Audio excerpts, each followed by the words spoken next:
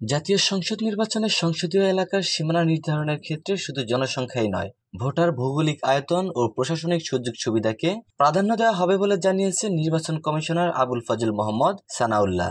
বৃহস্পতিবার 30 জানুয়ারি বেলা 11টায় রাজধানীর আগারগাঁওয়ে নির্বাচন কমিশন ভবনে সভাকক্ষে শুরু হয় নির্বাচন কমিশনের তৃতীয় কমিশন সভা। প্রধান নির্বাচন কমিশনার এএমএম নাসির উদ্দিনের সভাপতিত্বে বৈঠকে অংশ নেন 4 নির্বাচন কমিশনার, ইসি সচিব সহ ঊর্ধ্বতন কর্মকর্তারা।